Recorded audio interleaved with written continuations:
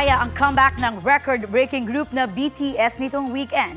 Mapatimbahay o live audience na ARMY, mixed emotions ang naramdaman nang makita ulit ang mga idolo sa entablado.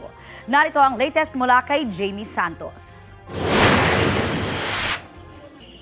Spring Day has finally come sa much-awaited comeback concert ng K-pop superstars BTS. Kaya ang ARMY from all around the globe, full support sa OT7.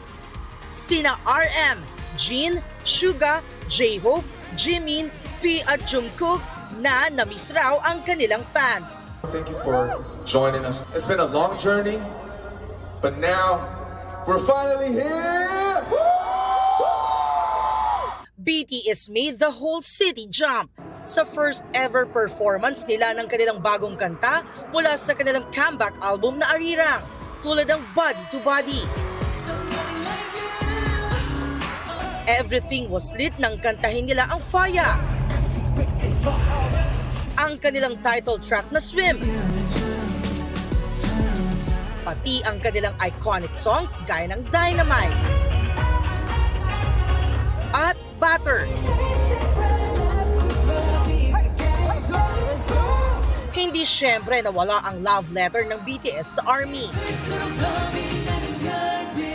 Well represented rin sa South Korea ang Pinoy ARMY. Sobrang saya mo. Sobrang saya kasi. Di pa yun pa? Ang daming Pilipino rito. Sobrang saya na naging part ako ng historic event na to. It was very heartwarming. It's the comeback that we really want. Pati na rin si Kapuso ARMY Megan Young na na-meet din ng fellow ARMY na si American singer Becky G, naka-collab ni J-Hope sa Chicken Noodle Soup. No words. I need time to process this. It's insane.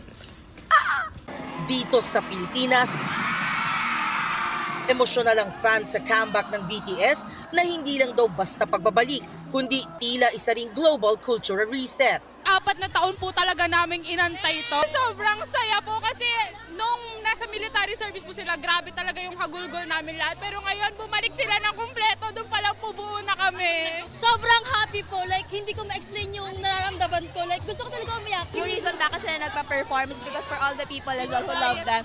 Para sa marami, higit pa sa musika ang hatid ng BTS. Ito ay inspirasyon, comfort at connection. Isa sila sa parang comfort ko. Noong time may depression ako. Grabe po yung iyak ko. Grabe.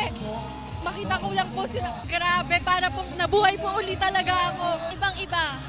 Sobrang healing. Jamie Santos, nagbabalita para sa GMA Integrated News.